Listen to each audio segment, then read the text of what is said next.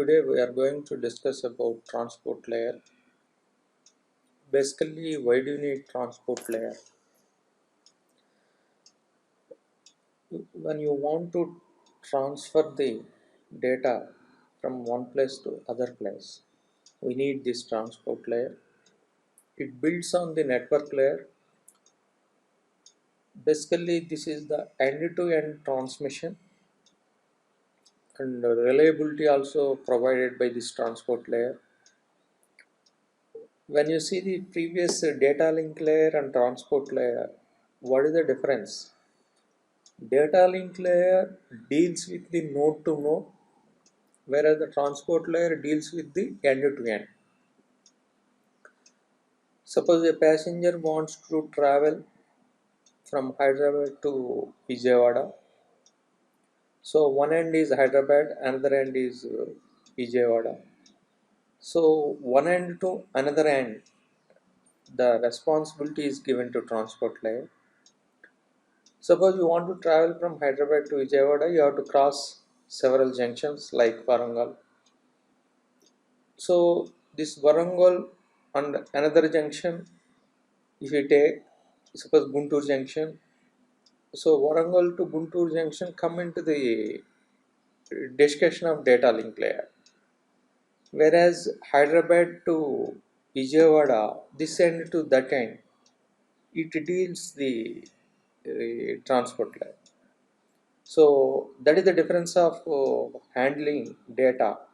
So data link layer responsibility is different, transport layer responsibility is different. Basically transport layer deals with end-to-end transmission. So that is the discussion of transport layer. This is the unit 4 in our syllabus. So if you see this diagram, so here we have a host 1 and here host 2. So the top layer generally we take application layer, and this is the transport layer. The bottom layer is the network layer. Other end also transport layer, network layer. Here our discussion transport layer transmission from this end to this end. Generally in TCP by IP, the data unit in the transport layer we say segment. So segments are transmitted from one place to other place like this. So this is the discussion of end to end, this end to that end. But data actually travels like this only. Even though data travels physically like this, but our discussion is this transport layer to this transport layer, how we are going to transmit segments from one place to other place. So here, what are the services provided to the upper layer? So what type of services you can provide to the upper layer? It depends upon the application. So application is requesting, suppose connection oriented services, then you have to offer connection oriented service at transport layer. Suppose application layer is asking connection less service, then you have to offer connection less service. Basically in this transport layer discussion, connections have three phases. The first phase is connection establishment, second phase is data transfer, third one is the release of this connection. So these are the three phases available here. Now transport service primitives, basically operations we say. So what are the transport service primitives if you see? So generally if you take your mobile phone, so that mobile phone is available with me, then the first primitive if you take listen mode, so I am in the listen mode. So whenever there is a call, then ringing sound you will get.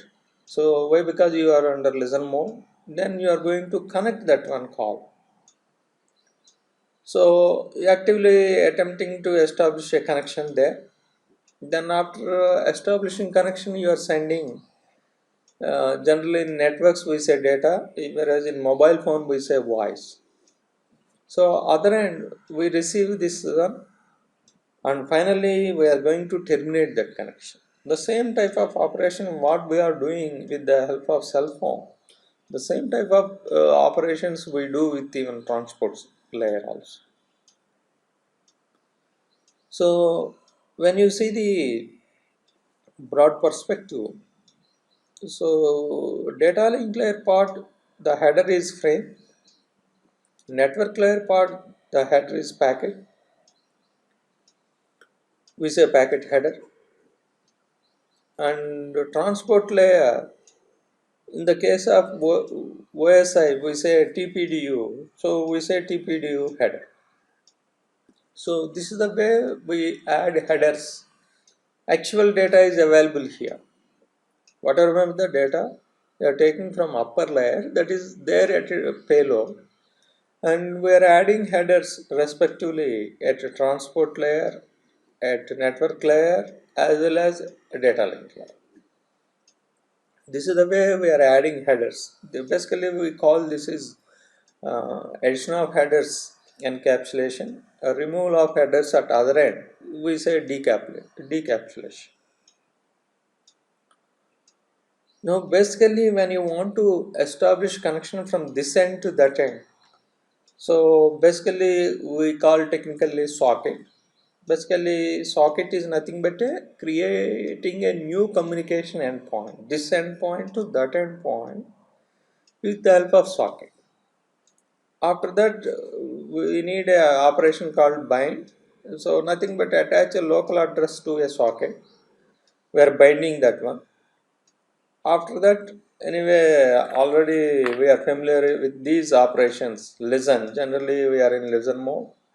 Basically when you take server point of view, server is in the listen mode, and based on the client it can accept the request and connection will be established and send data or receive data, finally closing the connection.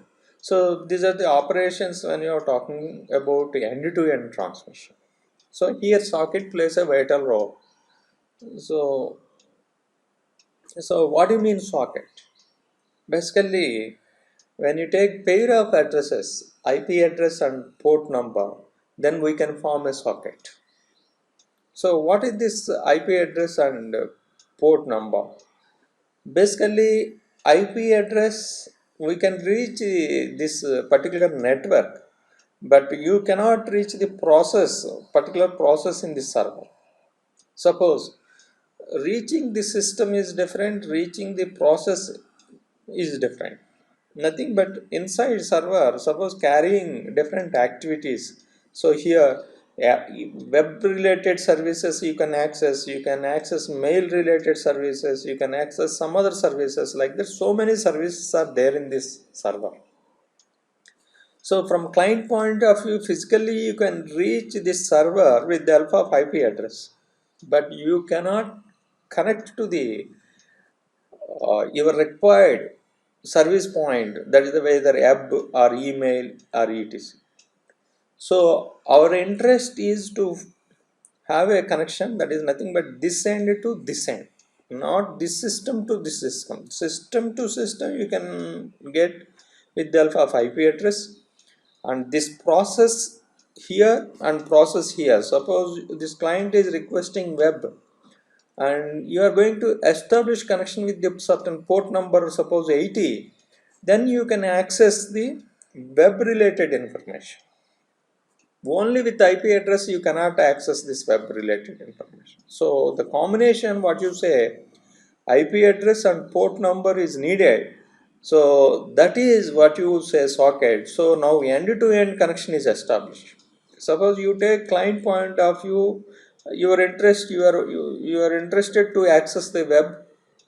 So you are specifying your IP address network, that is related to network, and you are even saying that your port address, this is the process end connection from client point. The same way you are reaching this server with the alpha of IP address, and you are establishing with the web server with the help of port number 80. So then connection is established between client and server. Then you can transfer the data from this end to that end. So both the ways communication is possible. Like that, your application changes, your port numbers also change. So here in the case of mail, the port number 25 we are using to establish connection here with the server. So this is the basic idea of the socket. When you come to the socket programming, so there are two ways. One is doing at client side is different, doing at server side is different. So client side, the operations are limited. Why? Because you are going to establish connection with the server. So client side we initiate connection. So basically server side, that is in the listen mode. So once the connection request comes to the server, server can establish that connection. So it can go for binding operation, and that connection is established with the server. After that, data will be transmitted from this end to that end. So here you can do socket programming from client side as well as server side. So basically we create socket. So their creation of socket with the help of three possibilities. One is domain, next one is the type, next one is the protocol. Domain, it can be you are working with which domain. Suppose sometimes we are working with IP version 4, or sometimes we are working with IP version 6. So automatically there are some changes. Accordingly we have to request. And type, when you see that the communication, what type of connection you need, whether you need reliable connection oriented service or unreliable connectionless service, it depends upon the application. We work out the type, communication type. Like that we discuss the protocols also, which appears on protocol field in the IP header of a packet. So top layer in the IP we have a field, protocol field, whether you are supporting for TCP sometimes, whether you are supporting for UDP sometimes, like that application changes. So protocol also will change. So these are all the fields needed when you want to do socket programming. So like this you can create, include some libraries, and you can create your own structures, and accordingly you can establish connection with the client to server. So like that client, you can write a code and you can establish end-to-end connection. So this is the way we deal with the transport layer. Now, what are the elements of transport protocols? What are the things you have to consider? So, basically, first we deal with addressing. That is the addressing part of thing here in the transport layer. Already we have discussed. Port is giving basically this end communication. So, addressing here we talk about the port address and connection establishment, then connection release are must for data transmission. When you are working with this reliable connection, then I go for first establishment connection, then transfer data, finally release the connection, terminating the connection. Next one, flow control and buffering. So when you are dealing with this end to that end, then flow control plays a vital role. Why? Because you are dumping so many things, other end cannot capture all the things, then there will be the problem. So already we have discussed this flow control problem in the data link layer, where that is the discussion from node to node. But here the flow control and buffering discussion is from this end to that end. Both are different. That is the reason that the flow control and buffering is needed in the transport layer. Anyway, multiplexing. So many things are combined and you are transmitting as a single this one, and other end you can do demultiplexing and crash recovery. When you are sending data, there are several possibility: receiving the things, submitting to the boss, and giving acknowledgement to this one. So submitting to boss is different, giving acknowledgements is different. Both are different tasks. So when you want to do, so first suppose you are submitting boss and giving acknowledgement, or first giving acknowledgement or submitting to boss. Suppose if you give acknowledgement first, then your system is failed, then you are not going to submit to your boss. But already this side you have sent acknowledgement. That is the problem. How do you act? Crash recovery here. Crash happened here. How do you recover? Or otherwise, whatever the data you have received, if you submit boss first, then crash occurred. You have not sent acknowledgement to this side. Then this guy thinks the data is not reached this end, so that he can transmit once again to this end. So what will happen? Duplicate will happen. So this is the discussion of crash recovery. Why? Because two activities are there. One is submitting to bus, another one is generating acknowledgement to this end. So how do you deal with this type of crash recovery? That is the discussion of this transport layer. So basically there are two primary protocols in the transport layer. Apart from that, some other protocols also available, but two major important protocols. One is UDP, another one is the TCP. So first we discuss the UDP, then later we can discuss the TCP. So here in the UDP case, we discuss UDP and remote procedure calls and real-time transport protocols, where we can use the services of UDP. So when will you apply this UDP? Basically, UDP, user datagram protocol. When will you apply this one? One is multimedia stream. When video conference is going on, then you can work out with this UDP.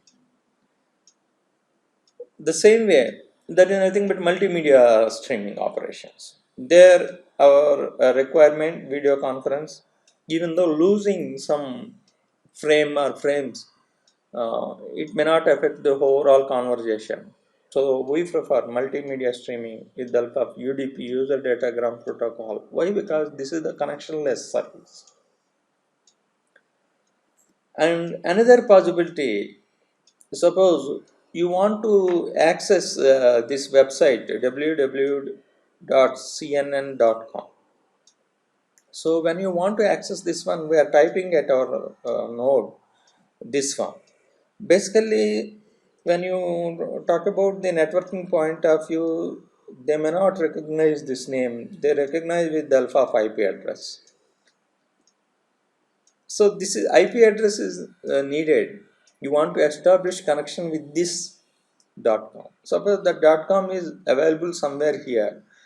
Initially, you are not establishing with that .com. Why? Because you want to recognize this one, you can recognize with the alpha of IP address. So not with the name. So who will provide for you this one? Then domain name system is the discussion. It provides IP address for you. So whenever you type www.cnn.com,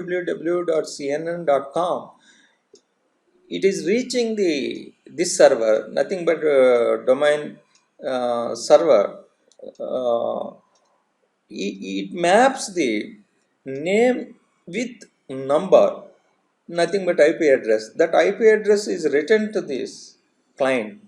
So once you get this IP address, then you are going to establish connection with the required server. Then communication will happen between this and this server. Here generally we prefer TCP. This way, because this is a long conversation will happen here. But this is the short conversation. Why? Because you need only simple service, name and number. Your name is mapped with the number, that number is written to the client. So simple service. So in that case, we prefer UDP, user datagram protocol. This is the connectionless service, what you say. So that is the importance of UDP. So in the applications point of view, we can use UDP. After that, you can use TCP. Some applications you can work out with the TCP. Some applications, suppose video conference is going on between these two, There also we are using UDP. Here always we prefer using of UDP. There suppose video conferencing, I prefer here also UDP. Suppose you are working with the accessing of suppose bank, and then I prefer TCP. Then I can do some conversation with my server. Now, what is UDP? User Datagram Protocol. Basically, it supports a connectionless transport protocol. Basically, UDP transmission here also we deals with the segments. So segments are transmitted here. So basically header point of view here, basically this is the header. Bottom you can have any data is added here. That data is carried with the help of this header. So here address point of view, source address and destination address is needed. In the transport layer already we have discussed port address is must. So generally we say that is the 16-bit address, port address. So we specify source port address here and destination port address here, so that this you can establish this process to that process connection. Then what is the UDP length, total length of this UDP, including header and data? And what is the checksum of this header? UDP checksum we say. So why you need checksum? To know the uh, error, whether at the reception something happened wrong. How do you know that? With the help of checksum only it is possible. So we use UDP checksum. So when you see this total thing, total this 32 bits. So here these two 32 bits and these two 32 bits. So 32 total making 64 bits. So 64 bits is the header for the UDP. Remaining thing is the data. So like that we transfer the data with the help of UDP. So this is simple header. Why? Because this is a connectionless service. Just you give your request, you will get the reply accordingly. Suppose even though you may not receive request properly, next time you can put a request. Nothing will happen. So you'll get reply. The overall conversation will happen within fraction of seconds. User cannot recognize. Why? Because when you type, suppose Vasavi College website, immediately you are going to connect to your server, Vasavi College of Engineering server. You are not seeing what is happening in domain name system and all these things. These are all happening background. Within fraction of seconds, you are connecting to domain name server. So domain name server giving you IP address of Vasavi College of Engineering website server. So you are establishing connection with the Vasavi College of Engineering server. So these are all happen. So there you need UDP. So another we say that is the remote procedure call. When a process on machine 1 calls a procedure on machine 2, the calling process on 1 is suspended and execution of the called procedure take place on 2. So client, we say client stub here, here operating system. Other end server side also you need operating system, this is the server CPU. So this type of environment from this to this, we say remote procedure call. So why? Because you are establishing connection with the server. Here, whatever the things your transmission requirements, we are calling this remote procedure call. So from client ends to server end. And real-time transfer protocol, here already we have seen video conferencing, nothing but multimedia application. So multimedia applications, we say that is the real-time transport protocol. So this is the user space, then socket interface. Here this operating system kernel, if you see, here we are working with UDP. Here we are not working with the TC. Why? Because this is the video conferencing connection establishment, to transfer data, taking acknowledgement, release connection is not practically possible. Video conferencing is the live stream, so you have to use UDP.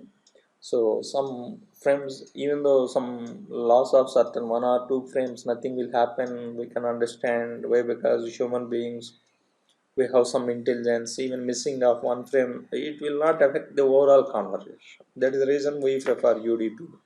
So that is the total discussion of what you say, real-time transport protocol. Here RTP payload, whatever the data you want to transmit, then we are adding RTP header, and then you are adding UDP header, then IP header, then what you call data link layer, the frame header, and all these things. So like that we transfer the data from one place to other place. So this is the discussion of transport layer and the importance of UDP, what you say. So this is the discussion of transport layer and certain fundamentals, and two important protocols, UDP and TCP. UDP deals with the connectionless services, whereas TCP discusses connection oriented services. So thank you for your attention.